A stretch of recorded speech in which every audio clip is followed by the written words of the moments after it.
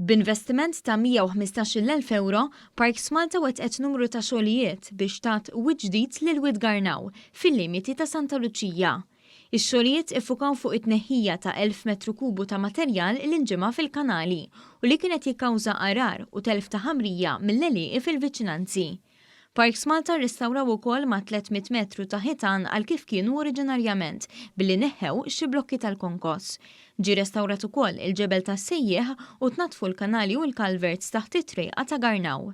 L-uffiċjal inkarigat mit-tmexxija tal-Widien, Alexander Galja, saħaq li dawn ix-xogħlijiet jinkludu restawr ta' infrastruttura b'miżuri li jikkumplementaw il-pajsaġġ rurali u tħawil ta' siġar u arbuxelli indiġeni u tipiċi tal-Widien. Kien hawn problema fejn il-wied kien mimli materjal, fil-fatt minn dan il-wied neħħejna mal-1000 metru kubu ta' materjal biex li ma jkun jista' jgħaddi mill-wied, taffejna l-problema li kienet ikollhom l-għelieqi li qed jitilfu l-ħamrija, irrestawrajna wkoll il-ħitan, użajna l-ġebel li huwa tal-post, bqajna nużaw il-ġebel li huwa tal-post biex irrestawna l-ħitan, u fl-aħħar għalaqna l-ħitan bil-ġebla tal-Malti biex għamilnieh kif kien oriġinarjament meta kien inbena. Dawn ix-xogħlijiet saru b'finanzjament parzjali mill-Unjoni Ewropea u Segretarju Parlamentari għall-Fondi Ewropej Stefan Drinġo Azzopardi qal li dan huwa eżempju ċar ta' użu ta' fondi Ewropej bħala investiment fl-irħula. Huwa mezz li permezz tiegħu jsir tisbieħ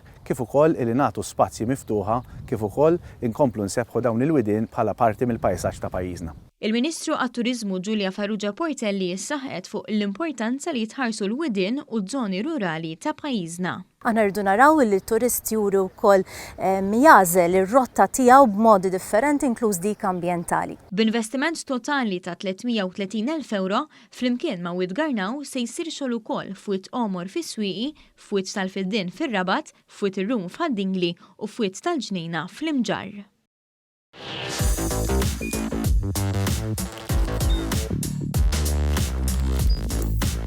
Idħol fuq one.com.mt u hemmhekk tista' tara l-programmi kollha li jxandru fuq One permezz ta' One Play.